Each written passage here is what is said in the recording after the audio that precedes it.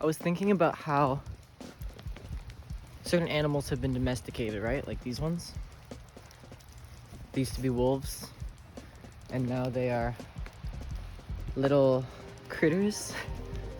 And typically what happens when animals are domesticated is, I'm pretty sure, their eyes become bigger, their feet also become bigger, and they become more docile and less aggressive. And that's basically the same dimorphism between the adults and the babies of different species.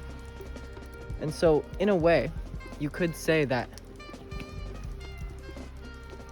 domesticated animals have kind of been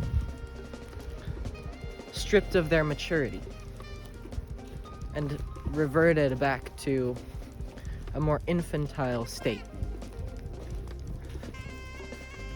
And this is something that has already been done. I don't know if it's possible to undomesticate an animal.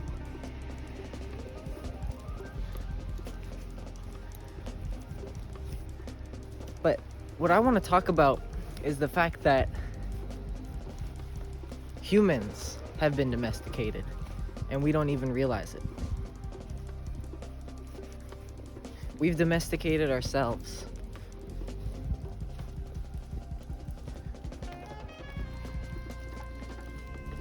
Now, what do I mean by that?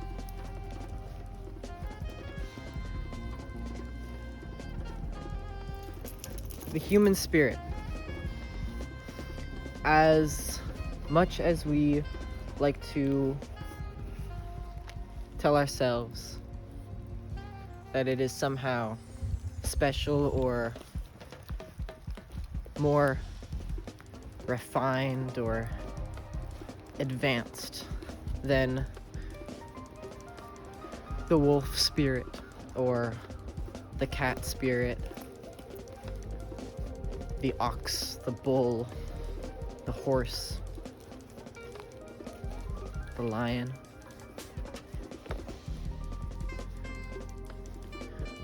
This is not the case.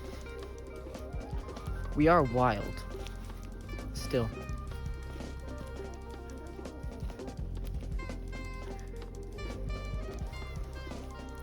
And I think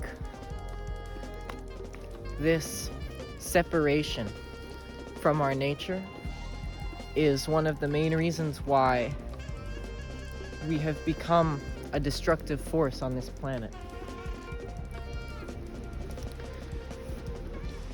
Because I think in some potentially epigenetic way, we fear our own primal essence in the same way that we fear lightning or fire. It is overwhelming in its power. And it can, be terrifying.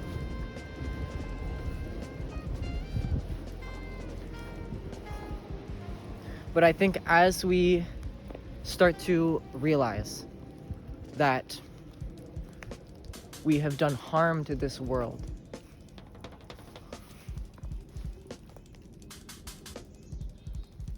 I think it's very, very important to keep in mind. Whoa, what the heck? There's bubbles coming out of this tree. To keep in mind that the path forward is not in denying our nature the way we have throughout history. It is about reclaiming it.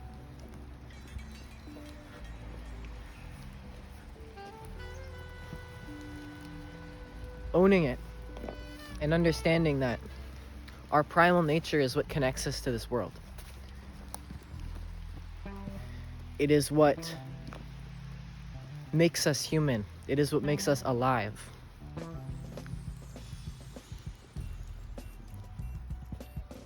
And it is also the realization that denying that is what leads to the destruction that we've seen. Pretending we're something that we're not, pretending we're civilized.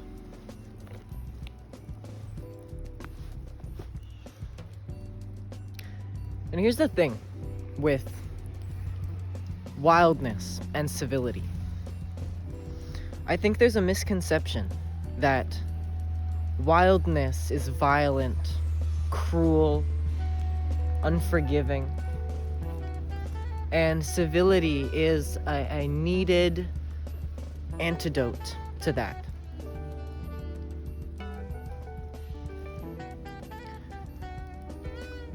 And I think that this is a dangerous misconception, potentially. Well, not potentially. I do believe that it is. Its consequences are evident. But I think the true misconception lies in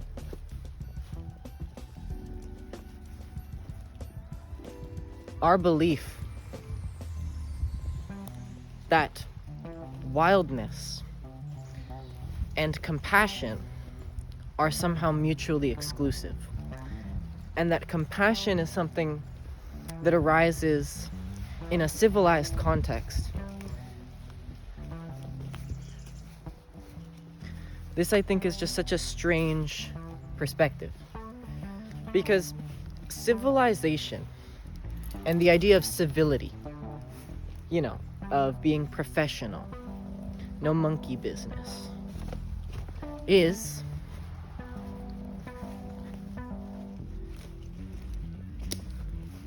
inherently sort of judgmental. And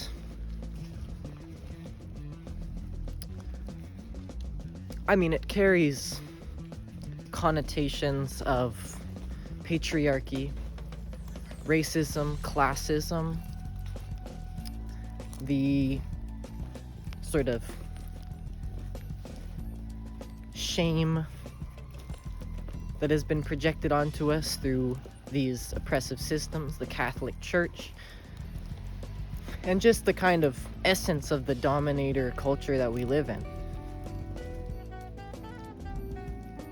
And I think being in nature allows you to see that it is in the wild, it is in the confrontation with the wildness of nature, which is natural. It is wild, but it is natural. That is the breeding ground for humility, for compassion, and for love in its purest form. Not like fake love, Not like, greeting cards love. I mean, crying, embracing, screaming in pain and ecstasy. That kind of love. And that's the love that we know deep down. Because we're all born. That's a painful process. We all die. That's a painful process. And we all live. And that experience, it's bookended on either side by a confrontation with this raw, untamed nature that I speak of. And so, I think really what I'm getting at, the thesis of this, the crux of this conversation is, let me just make sure this is recording. Yeah, perfect. The crux of this conversation is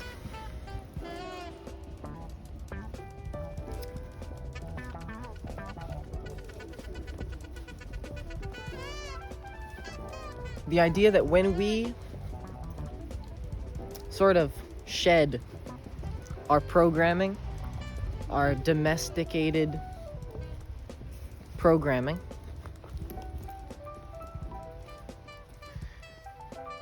we see that it is there in what we fear, which is ourselves, that we find what we are looking for.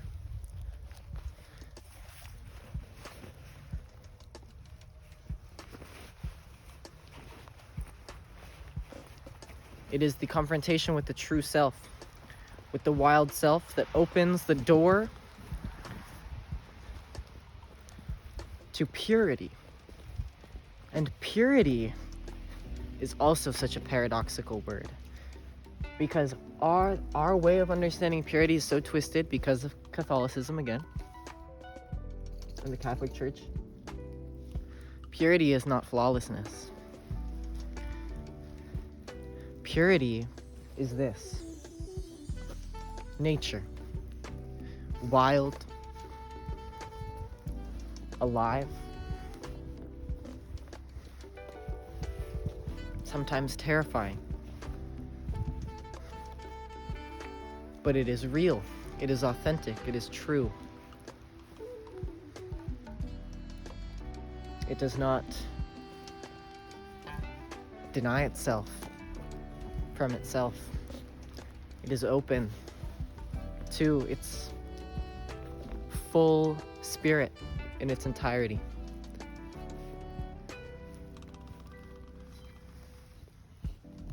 And that's where love is born. True love, not sort of, airy-fairy, fictional love, but real, visceral, grounded, justified, necessary love.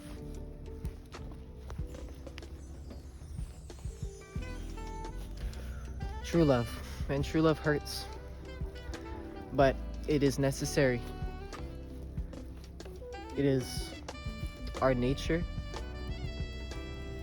And when we see that, that's when we understand. We understand that we are loved in ways we cannot imagine.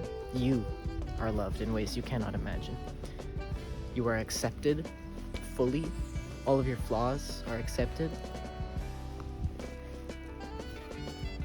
You are held. You are safe. You are loved in ways you cannot know. And that's the most important thing to know. And if me telling you that helps you to realize that, then I've done my job. But it's up to you to find that love.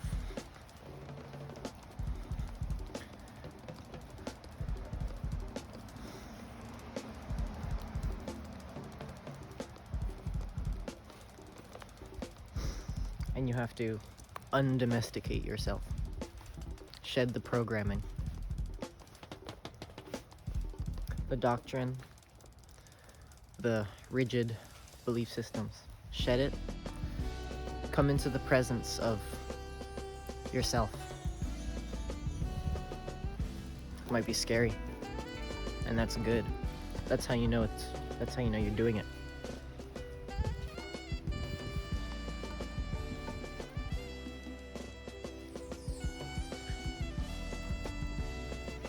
But have faith. Trust yourself.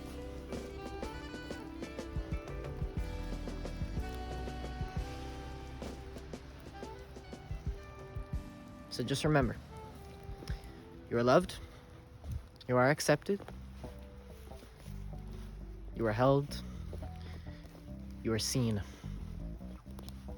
fully, beautifully. Now let's create. Right? You see what I mean? You are loved. All right, now let's create. See you there.